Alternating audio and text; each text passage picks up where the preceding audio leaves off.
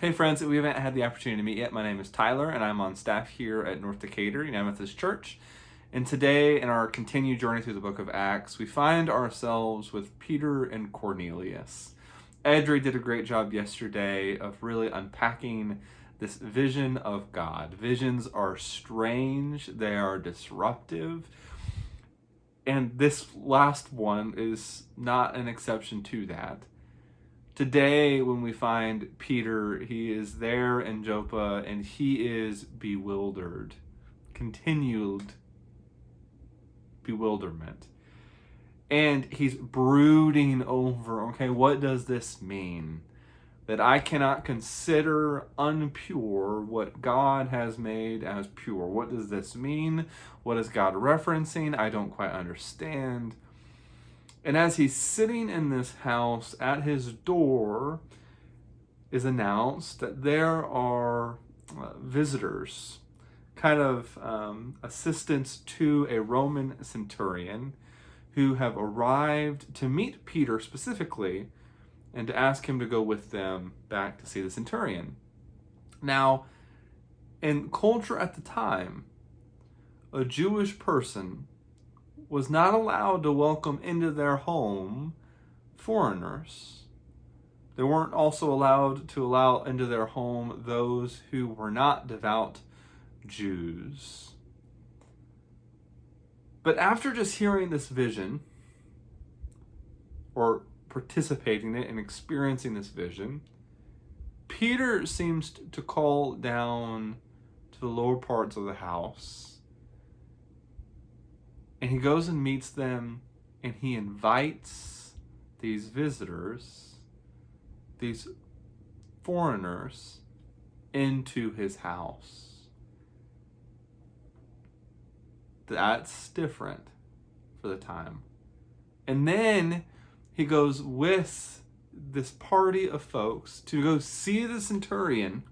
And the centurion, if you look at the text, waits outside of the house to meet Peter, because Peter is a devout Jew,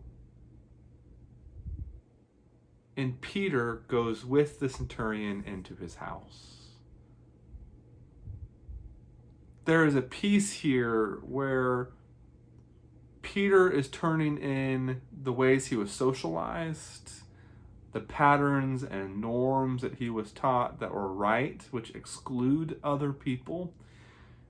All of those are being disrupted. They're giving way for relationship, for community, for crossing thresholds of those who look and speak and think, and in all ways, in a lot of ways, are different than his upbringing or what he's used to. And what he says to the centurion is beautiful. If not just a little honest. He says, "You all realize that it is forbidden for a Jew to associate or visit with outsiders. However, God has shown me that I should never call a person impure or unclean. And so I've come." The connection of a vision to people.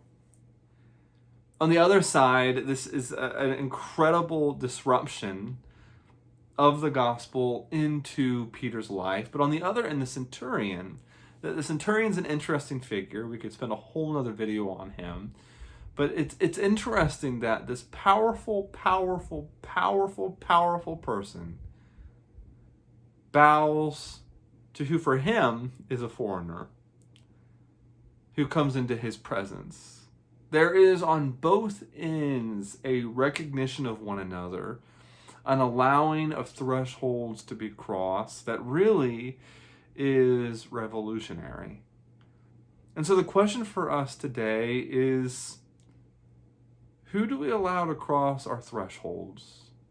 Whose thresholds are we invited to cross over that we have decided to not take them up on that invitation? And don't think about this question so physically, right? Think about it in the emotional, interpersonal space. What are the relationships that we're invited into that we are not interested in, that we don't participate in?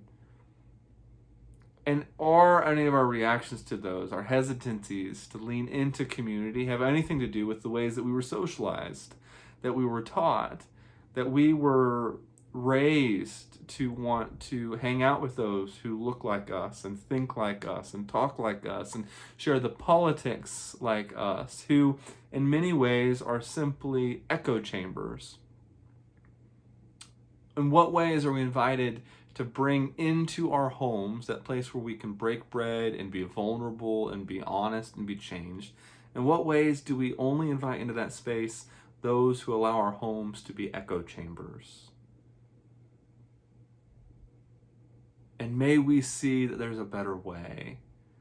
We are in a time of social distancing and self-isolating, which is appropriate and right. And so this question isn't so much about physical thresholds as it is about maybe social media. Maybe it's just media in general, and news, and the conversations that we have, and the organizations that we participate in, and how we interact with colleagues at work.